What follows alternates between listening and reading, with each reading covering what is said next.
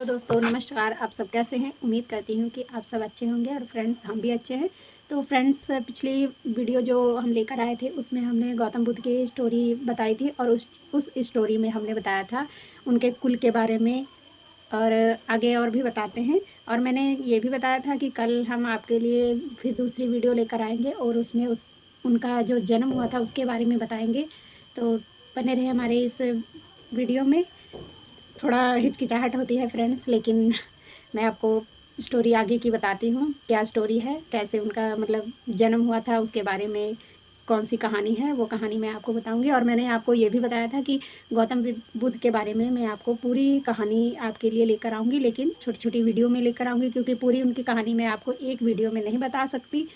तो उनकी जो बुक है बुद्धा एंड धम्म की, उसी से मैंने ये स्टोरी ली है और आपको सब स्टोरी बताऊंगी। तो बने रहें हमारे इस वीडियो में।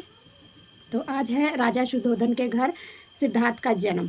तो इसके बारे में आपको नंबर वाइज बताती हूँ। नंबर 1, सिद्धार्थ गौतम राजा शुद्धोधन के घर जन्मे थे। उनके जन्म की कथा इस प्रकार है। शाक्यों की यह प्रथा थी कि वह प्रतिवर्ष आषाढ़ के महीने में मध्य गर्मी के मौसम में महोत्सव मनाया करते थे। उस उत्सव संपूर्ण राज्य में मनाया जाता था, जिसमें शासक परिवार के सदस्य भी सम्मिलित हुआ करते थे। और सामान्यतः यह महोत्सव 7 दिन का मनाया जाता था। एक बार महामाया ने उस उत्सव को बहुत ही उल्लास और भव्यता तथा फूलों से सुगंधियों के साथ मनाने का निश्चय किया। उन्होंने सोचा कि मतलब इस बार हम जो ये त्यौहार है इसको हम फूलों से और जो सुगंधित फूल हैं उनसे मनाएंगे। उन्होंने ये निश्चित किया था, किंतु उसमें ये भी बोला गया था कि इनमें हम मादक पदार्थों का इस्तेमाल नहीं करेंगे, तो इसको वर्जित रखा गया था। 7वें दिन वह प्रातःकाल जल्दी उठी और सुगंधित जल से स्नान किया। 4 लाख कृपाषणों का दान किया। सभी मूल्यवान गहनों से स्वयं को सुशोभित किया।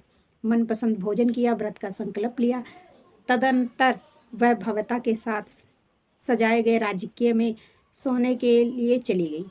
सब जहाँ मतलब ये राज्य में वो जगह सजाई गई थी, वहाँ वो सोने के लिए चली गई।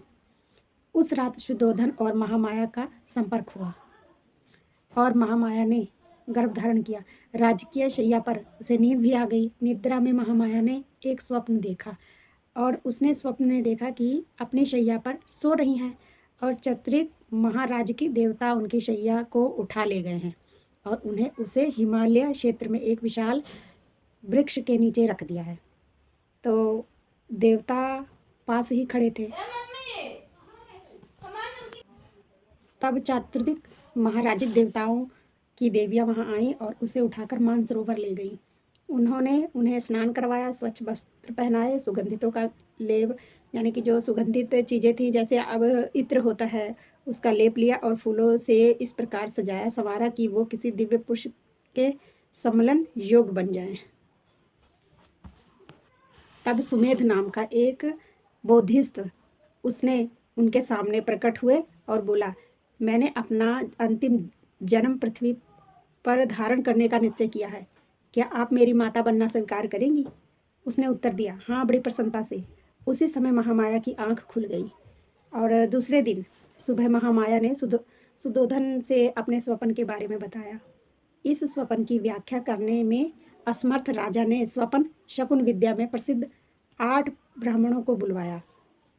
मतलब कि ये सब बातें जब ब्राह्मणों के सामने रखनी थी, इसीलिए ब्राह्मणों को बुलाया गया।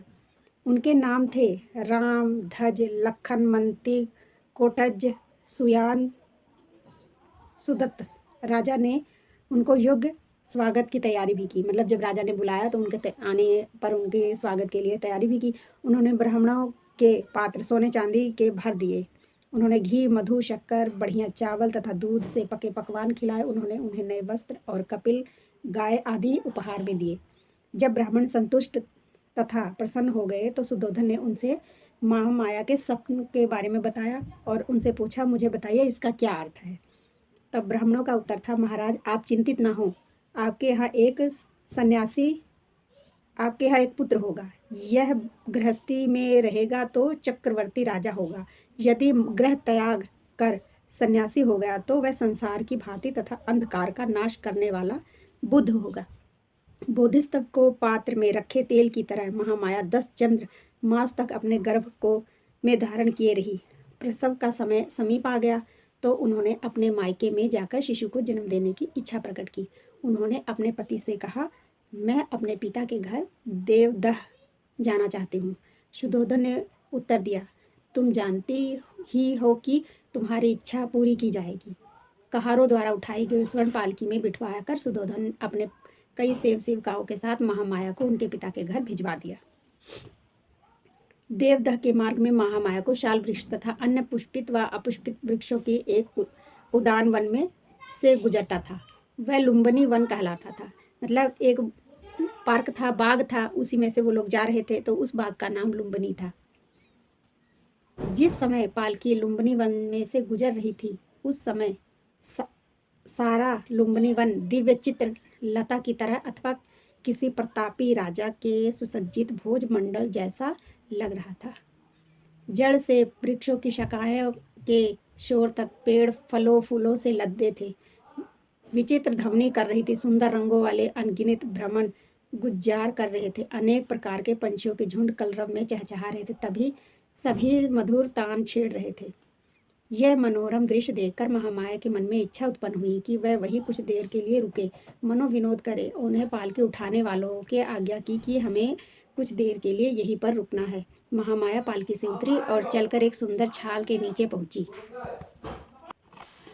वहां मंद मंद बह रही सुखद पवन वृक्षों की शाखाओं को छेड़ रही थी, जिससे वह ऊपर नीचे हिल डोल रही थी। महामाया का मन हुआ कि उनमें से एक शाखा को पकड़ ले। संयोगवश जैसे ही शाखा नीचे झुक गई, उन्होंने पकड़ लिया। महामाया ने पंजों के बल खड़ी होकर उसे पकड़ लिया। तुरंत ही शाखा ऊपर की ओर उठी और उनके साथ ही वो भी ऊपर की ओर उठ गई। उसके झटके से महामाया को प्रसव वेदना होने लगी। वह शाल वृक्ष की शाखा पकड़े हुए खड़े खड़े ही महामाया ने एक पुत्र को जन्म दिया। 563 में वैशाख पूर्णिमा के दिन बालक का जन्म ग्रहण किया।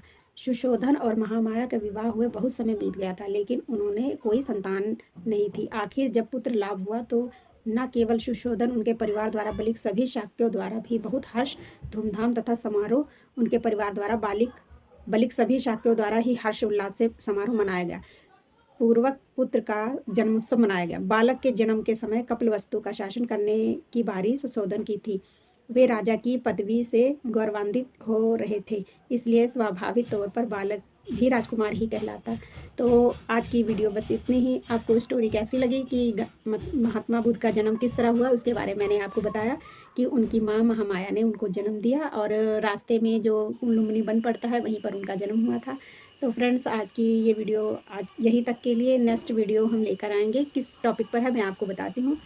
असेम मुनि का आगमन व भविष्यवाणी। उन्होंने क्या भविष्यवाणी की थी, इसके लिए मैं आपको नेक्स्ट वीडियो में बताऊंगी। तो फ्रेंड्स, आज की वीडियो हमारी अच्छी लगी हो तो प्लीज़ लाइक शेयर कमेंट कीजिएगा। नए हैं तो सब्सक्राइब कीजिएगा। मैं इसी तरह से बारी बारी आपको महात्मा बुद्ध की स्टोरी बताती रहूँगी, किस तरह से उनका आगे उनकी भविष्यवाणी हुई थी। तो उसके बारे में नेक्स्ट वीडियो लेकर। वीडियो बस यहीं तक के लिए। नमो बुद्धाय, जय भीम।